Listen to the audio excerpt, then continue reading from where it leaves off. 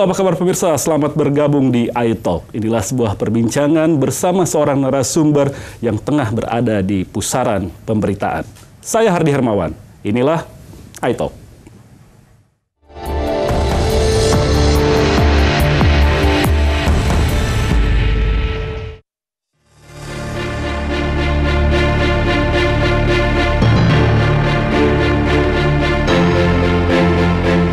Pertarungan bakal calon kepala daerah khusus ibu kota Jakarta semakin marak. Meski belum ada dukungan resmi dari partai politik, para bakal calon gubernur terus bergerilya mencari simpatik masyarakat. Hal yang sama pun dilakukan oleh Wakil Ketua Dewan Pertimbangan Partai Gerindra, Sandiaga Uno. Namun niat pengusaha muda ini untuk bertarung di perhelatan demokrasi di Jakarta bisa saja terganjal oleh elektabilitasnya yang masih rendah dari hasil beberapa survei. Partai Gerindra sebagai tempat Sandi bernaung pun masih ragu memberikan dukungan penuh untuknya. Survei internal sudah kita launching ya, tapi kan nggak begitu terekspos ya. Itu kan pada saat Ridwan Kamil belum mengundurkan diri. Itu Pak Sandi 11% ke survei internal kita. Pak Ahok memang unggul ya, Pak Ahok itu 31% internal. Itu kan survei ya, orang belum bergerak. Saya katakan tadi, lawannya itu belum bergerak, artinya ya belum dikenal. Sangat wajar kalau itu Pak Sandi menghormati hasil survei itu. Tapi kalau internal kita pertanyaan kepada masyarakat tuh ditanyakan mau pilih mana, bukan berdasarkan indikator. Ada nama nih, pilih yang mana. Akankah ganjalan dukungan dari Partai Gerindra ini membuat pebisnis ini urung maju dalam Pilkada DKI?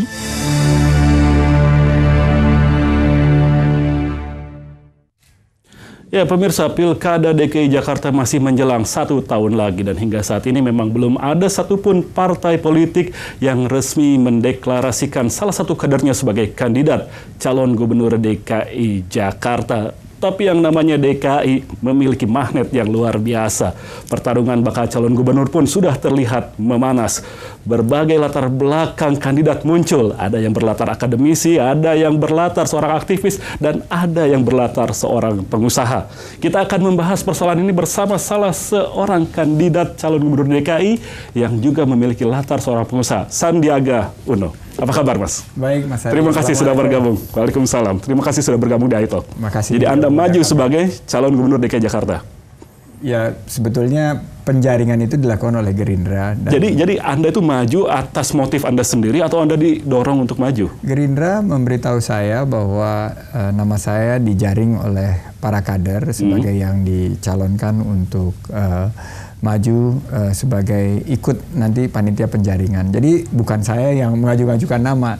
Oke. Teman-teman dari Partai Gerindra dan juga kader di wilayah DKI, DPD dan juga DPP mengundang saya untuk ikut. Artinya beberapa waktu sebelumnya Anda sebenarnya tidak siap untuk maju sebagai calon gubernur DKI? Saya sebetulnya masuk ke politik ini kan baru. Ya, jadi betul. Relatif baru April. Dan memang tugas saya diberikan tugas oleh pimpinan Pak Prabowo untuk menggalang pemilih pemula, ibu-ibu, dan juga teman-teman wirausaha, pegiat UMKM. Jadi nggak pernah ada di benak saya untuk maju sebagai calon gubernur. Untuk maju sebagai di DKI maupun dimanapun posisi publik. Tapi Anda serius nggak setelah kemudian masuk dalam penjaringan ini?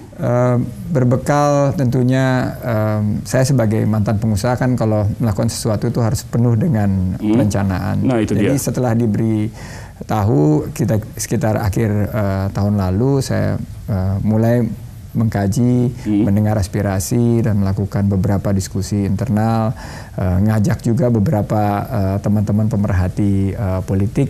Bagaimana sih ini peluangnya dan juga apa yang diinginkan oleh warga Jakarta.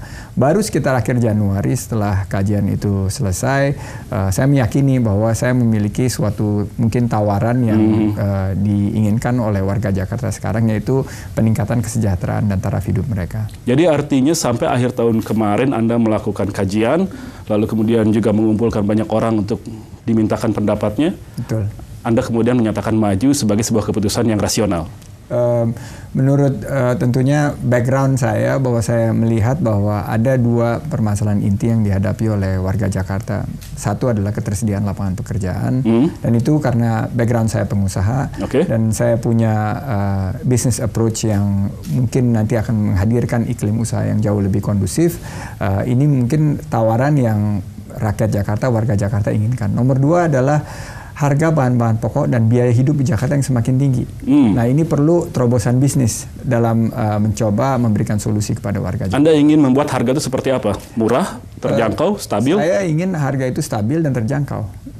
Mungkin karena Jakarta ini merupakan pusat daripada ekonomi, pusat dari cerminan bangsa Indonesia, kita kadang-kadang menganggap semuanya yang ada di Jakarta itu mahal. Padahal kalau kita punya rantai distribusi yang bagus, pasokan yang bisa terjamin, harga bisa relatif stabil dan terjangkau untuk khususnya kelas menengah ke bawah. Artinya Anda menawarkan dua hal untuk warga Jakarta, yaitu pertama adalah harga yang lebih stabil, lalu kemudian lapangan kerja yang lebih terbuka. Betul.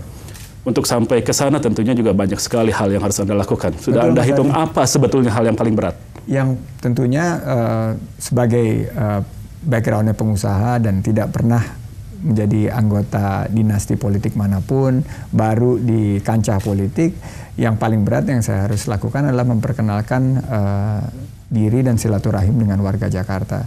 Saya tahu itu tugas yang sangat berat karena saya punya tentunya sebuah background sebagai pengusaha dan bergerak di bidang ekonomi. Banyak sekali warga di Jakarta ini kan hanya kenal tokoh-tokoh yang jauh lebih sering tampil di TV maupun itu. Anda kan sering juga tampil di TV. Ternyata nggak terlalu terkenal. Nggak terlalu sering ternyata tampil. Dan tidak hanya berat, Mas. Saya anggap mahal juga kan? Saya anggap itu merupakan bagian daripada pengabdian. Merupakan bagian dari pengabdian. Pengabdian kita, ini yang saya waktu itu bicara sama Pak Prabowo ya, saya bilang, Pak, saya ini kan udah ada sebagai seorang pengusaha itu kan juga berkontribusi kepada negara. Nah, dia selalu mengajak saya, ini pengabdian buat bangsa. Karena kalau pengabdian itu bisa dikontribusikan sebagai sesuatu yang akhirnya mengangkat rakyat, terutama menengah ke bawah untuk ketersediaan lapangan pekerjaan, itu dampaknya jauh lebih besar. Anda kan pengusaha basisnya. Iya. Hitung dong opportunity cost dari apa yang Anda lakukan sekarang. Kalau sudah masuk ke kancah politik, hitung-hitungan bisnis sudah nggak valid lagi menurut saya ya. Karena saya itu setelah bergabung dengan partai politik bulan April, saya tinggalkan semua posisi saya di korporasi. Jadi itu saya rasa jabatan Anda di perusahaan semuanya Anda tinggalkan? Semua saya tinggalkan. Jadi memang ada sebuah potensi konflik kepentingan yang sangat-sangat besar kalau kita ada di ranah politik maupun di ranah bisnis. Jadi kita mesti pilih nih. Waktu itu akhirnya saya memilih, tentunya setelah konsultasi dengan keluarga, setelah mendapat izin dari tentunya mitra-mitra, akhirnya saya putuskan ya sudah, bismillah aja melangkah. Ini adalah bentuk daripada pengabdian dan kontribusi. Berapa nilai biaya yang Anda bayangkan untuk maju dalam? Nggak kebayang tuh. Nggak kebayang. Tapi kalau memang bergerak dari bisnis masuk ke politik, saya sudah bilang bahwa hitung-hitungan itu udah nggak boleh ada lagi gitu loh. Tapi tetap aja harus Anda perhitungkan, Anda memerlukan banyak biaya untuk terjun dalam politik ini. Pasti, dan itu semuanya merupakan konsekuensi daripada perjuangan kita. Ratusan miliar? Saya belum kebayang dan kita belum ngitung sama sekali. Tapi menurut saya program yang harus di atas 100 miliar rasional kan? Kalau saya lihat yang dipentingkan itu ke depan adalah bagaimana mendengar suara rakyat. Dan sebetulnya mendengar suara rakyat itu nggak terlalu biaya ekonominya nggak terlalu tinggi. Bagaimana kita rajin aja menyapa mereka, mendengarkan suara rakyat, mendengarkan apa yang mereka menjadi aspirasi mereka. Nah, itu adalah titiknya. Kadang-kadang politisi itu ini yang saya sebagai self criticism kepada partai politik. Kenapa banyak sekali gerakan-gerakan menginginkan calon independen dan lain-lain? Karena partai politik itu udah asik sur sendiri. Dia bilang ini yang saya mau tawarkan, rakyat harus mau gitu loh. Sedangkan kadang-kadang rakyat, suara hati rakyat itu nggak didengar oleh partai politik, dan ini merupakan suatu koreksi buat partai politik. Nah, kalau kita selalu ke depan bilang, oh ini uang yang kita punya dan kita akan gelontorkan, ya itu akan kita gagal nanti akan mendengar apa yang betul-betul diinginkan oleh rakyat. Tapi kan tetap saja kita harus bisa memberikan penjelasan kepada rakyat bahwa semuanya ini memang terukur, semuanya itu merupakan hal yang ya kalaupun harus keluar uang itu rasional nilainya. Haruslah, dan ini tentunya bagian daripada konsekuensi begitu kita ikut proses penjaringan di apalagi sosok seperti Anda, orang menilai Anda orang kaya. Pasti banyak uang sekali yang Anda siap keluarkan untuk proses pilgub ini. Saya juga, ini proses politik ini betul-betul membuat kita menjadi rendah hati ya. Karena ternyata setelah kita turun, saya sebagai mantan pengusaha dan masuk dalam daftar 50 orang terkaya di Indonesia. Ya, ternyata harus sosialisasi lagi gitu. Ternyata banyak yang belum mengenal sosok, dan ini yang selalu kita lakukan, dan alhamdulillah hasil kerja dari 40 hari terakhir, kita baru kerja 40 hari mulai membuahkan hasil. Nah, itu yang sangat membuat kita humbling lah. Humbling benar-benar. Nomor 2, ini juga kadang-kadang kita salah kaprah gitu dalam proses ini. Kita ingin mendorong agenda-agenda kita loh. Padahal waktu kita turun ke lapangan, apa yang mereka inginkan tuh kadang-kadang jauh daripada apa yang kita pikirkan. Jadi ini yang saya rasakan, bahwa seorang yang menganggap dirinya itu sudah di level atas belum tentu gitu nyambung ke yang bawah. Ini PR terbesar saya. Dan apa yang mereka inginkan cukup masuk akal juga? Sangat masuk akal. Teman-teman yang di usaha mikro maunya lahan usahanya bisa lebih pasti. Teman-teman yang bergerak sebagai pengusaha pemula mau lebih jelas regulasinya, mau lebih jelas mendapatkan akses pendanaannya. Very simple. Ketemu ibu-ibu kemarin. Tapi boleh dong untuk memberitahu kepada pemirsa kita bahwa sebagai seorang calon gubernur yang berasal dari kalangan pebisnis, Anda investasikan berapa sih? Kalau saya melihat ini sekarang adalah bagian daripada tentunya proses sosialisasi yang menurut saya kita harus mulai melihat bahwa ini bukan perjuangan kita aja. Karena artinya banyak juga yang akan Anda berjalan, mintakan untuk berpartisipasi. Ada yang datang bilang mau berpartisipasi. Terus saya bilang, ayo kita gabung tim. Wah, saya nggak punya waktu, bisa nggak ngirim uang aja. Saya bilang, kita belum siap. Karena saya nggak mau ingin jual sebuah janji-janji yang belum tepat. Saya bilang proses Gerindra masih berlangsung. Dan tentunya ada undang-undang yang akan mengawal nanti sumbangan-sumbangan dari pihak lain. Nah, ini menurut saya adalah suatu realita bahwa kita harus siapkan modal sendiri untuk mulai bersosialisasi, dan saya ingin tim saya itu fokus bagaimana kita sebanyak mungkin dana yang harus kita pakai itu lebih ke arah program-program sosial, karena di Gerindra sendiri ada 3 kan. Minta 1 adalah bagaimana kita bisa meningkatkan gizi warga, nomor 2 bagaimana kita juga bisa membantu ketersediaan darah. Jadi ada program donor darah.